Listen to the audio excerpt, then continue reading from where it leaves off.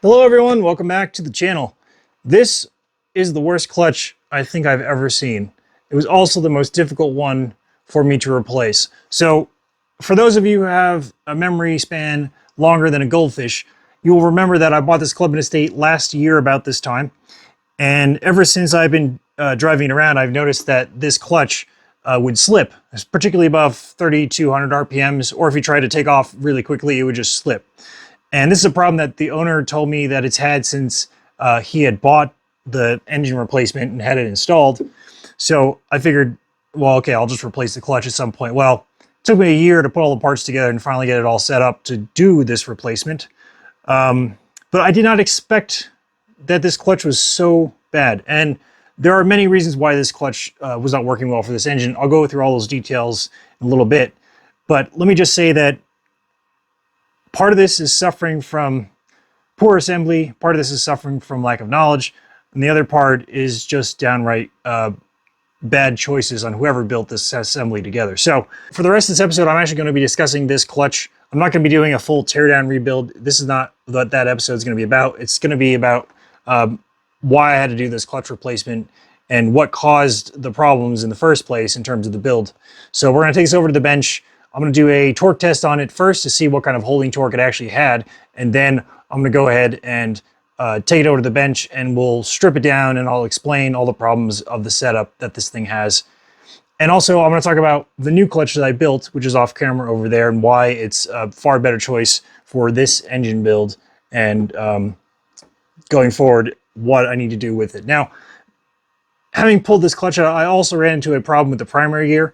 It had about 22 thousandths clearance, which is way too much. So I do need to pull the primary gear out and figure out what's going on with that.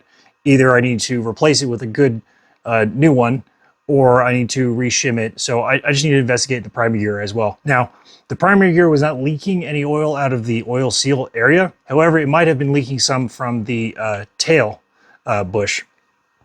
So I just need to investigate that that a little bit, because 22 thousandths is way too much. It should be around, I don't know, 10 for this engine, which would be ideal. So I need to fix that as well. But let's go ahead over to the bench and do a torque test, and then we'll tear it down and I'll explain what's wrong with this thing. So I've got the flywheel set up in my vise, and I've got my adapter hooked up to my torque wrench, and I've got the torque wrench. I've already done this, but I set it to 53 foot-pounds. So now let's just test it out, and will it hold 53 foot-pounds? The answer is no. I could do this all day. Torque wrench does not click, so therefore this won't even hold 53 foot-pounds. And this diaphragm is a blue diaphragm, which is rated for 70 foot-pounds. So this is already almost 20 foot-pounds lower than it should be giving out of the box. So why is it so bad? Well, let's go to the bench and do the teardown. So we're down here on the bench. We've got both the flywheels side by side. I'll talk about this one as we go along. This is the new replacement for it. But this is the blue diaphragm. And I know that because there's a little strip of paint I'll show you in a minute on this one. But this is supposed to be rated for about 70 foot-pounds. And clearly from the torque test, you saw that this is only hitting 52.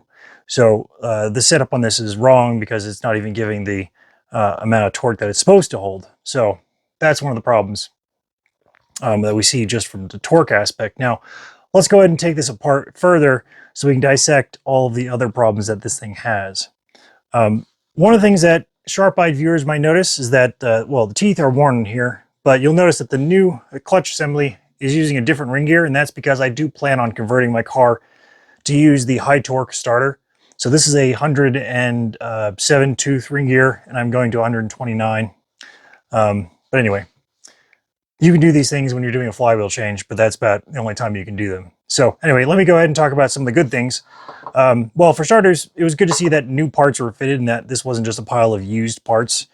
They did use the higher quality bolts to hold this together. However, they still managed to use the lock tabs, so that's unfortunate. But they did use the high quality bolts, and these are Loctited in place. So points for that.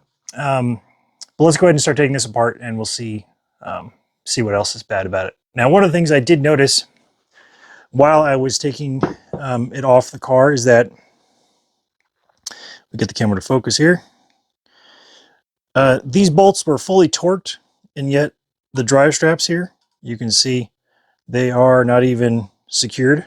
And that's because this bolt, the shoulder of this bolt has run into the pressure plate and it's no longer going down any further. This one seems to be the only one that's affected. If I rotate the flywheel around here, oh wait, this one's got the same problem. Yeah, so the diaphragm has been sitting high because of someone's inability to assemble this correctly, and notice that these details are wrong. Let's check the third one here. Yeah, the third one was fine. This one was fully seated. So let me show you the angle of the diaphragm. Now what I'm talking about in here, if you watch the screwdriver, this shiny surface here, this is the diaphragm. And if I put my screwdriver and we look at the angle, you'll notice that it's kicked at about, I don't know, 30 degrees, maybe a little bit worse. So this is supposed to be flat, parallel like this, and it's sitting like that. So that's another indication that this diaphragm is not seated properly, nor has it been optimized geometry-wise with the pressure plate. But let me go ahead and take this apart and we'll inspect a little further. Also, if we go to the backside, before I take it apart, you'll notice that this area here has bluing marks, and that's because this is the only corner the diaphragm was actually clamping down. So whenever the clutch would slip, it was slipping in this region because this had the highest clamping force. So as it slipped, it generated heat, and this is where all the heat went. So this pressure plate has suffered a lot of heat damage just in this region and not in these other two. So I don't know if I'll be reusing this pressure plate or not, but that's just another detail that shows how very poorly set up this clutch was. But let me take it apart and we'll carry on with our inspection. Now I've got the diaphragm off. We can clearly see this was a blue diaphragm, and this is just a standard diaphragm. So nothing wrong with these when they're set up properly. But you can see that it's only been working along this section here. This hasn't even been touched up here. So yeah, this is definitely sitting crooked. Moving on from that, when I took this flywheel off, I had a terrible time getting it off. And that is because these holes were stripped and have been tapped to some other larger size, but only on the front half of the hole. So this hub was basically destroyed, and someone decided to refit this hub back onto the car instead of replacing this hub with a good one.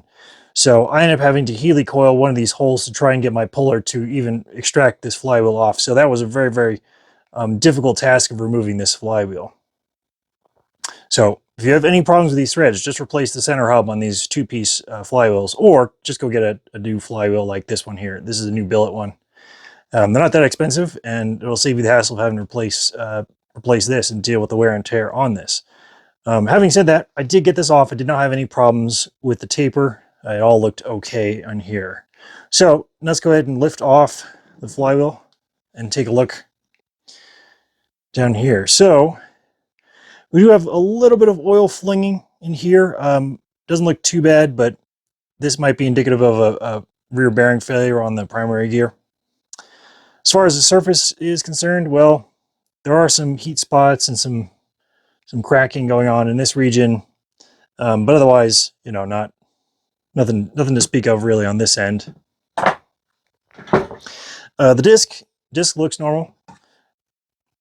Yeah, looks normal. Doesn't really look that worn. And then we get to the pressure plate, and once again we've got that hot spot down here. So yeah, that doesn't look good. So what I think might have happened is maybe someone went to rebuild this clutch, potentially machined this surface, did not optimize the horn geometry, and then reassembled it, and that may be why we got such bad setup. Now, the reason why one of these bolts didn't go in these holes, well, someone didn't check the fit before they reassembled it, so perhaps one of these bolt holes might be a little small around the shoulder area and it didn't go in far enough. I don't know. I'm not going to worry about it because, again, I have this new clutch to work with here. So let me talk about what I've done to the new clutch so you guys can understand why this is so much better. Now, I'm using an orange diaphragm, and it was putting out about 160 foot-pounds of holding torque once I was done doing the setup optimization. And I think it started about 140, and after I optimized it, I think it got up to like 160, 165 or something. But by comparison, I'll show you what is different about this. So let's take a look at my new assembly. Now this is a brand new mini spares billet flywheel. I had this flywheel balanced before I assembled everything, and then I had it rebalanced after I had assembled everything. So it's been balanced twice now. This is, like I said, the orange diaphragm. And we take a quick look in here, we can see the alignment of the spring. So once again, there's the spring, and if we put a screwdriver on here, we can see that it's running basically parallel or a little bit proud of the surface, which is good, which means it's been optimized. Now, if we look at the drive straps, they have just a slight taper in favor of helping the diaphragm hold it down. So this has been optimized. This has been optimized. The height of the horn has been optimized. And then when I assembled it, I put it on that engine in the garage that I've been working on so I could centralize the pressure plate before I got it balanced. So this has been centralized as well before balancing. And then, of course, the disc. Now, on the disc, I did clean off sort of the break-in coating, cleaned it up nicely, but that was the only thing I did with the disc. So this is ready to go. So I just need to deal with the primary gear problems on the engine before I can refit. But yeah, there's a lot of work that goes into these pre-verto clutches if you want them to work properly. And I certainly do. Now, I'm sure 150 foot-pounds is plenty of holding torque, but I don't know. I've never driven this engine. I don't know what the build is, but I'm just making the assumption that it's probably going to be plenty. And I'll probably be right based on the way I've experienced driving it thus far. It doesn't seem to be too high a horsepower, high torque output engine. It seems to be just kind of an engine with a decent head on it and some overboring happening. So I think this will be absolutely plenty for that this application. One other thing I forgot to mention, drive straps. I'm using 3 drive straps in here for extra holding abilities. This one was only using 2 drive straps on this one. So that's the lesson I wanted to impart for you guys today, is that you absolutely have to do proper clutch setup in order to make your car perform properly. And unfortunately, this owner, he was not responsible for this clutch setup. Other people were responsible for this. So I don't blame him. I just blame whoever it was that did the build on this clutch, that they just did not do a good, thorough job building it. So if you want your car to run properly and have the right holding torque and last a long time, please do proper setup on your clutches, because it matters, and it matters a great deal, especially if you are the person who assembled this with a bad center boss and just hoped for the best for the next person. Yeah, that was a really terrible thing for you to do. And just replace the boss. Like, they're not that expensive, and it'll save the next guy from struggling for hours trying to get this thing off. So please, just do the best work you can when building a clutch. That's my PSA. So thanks guys for watching. I'll see you soon.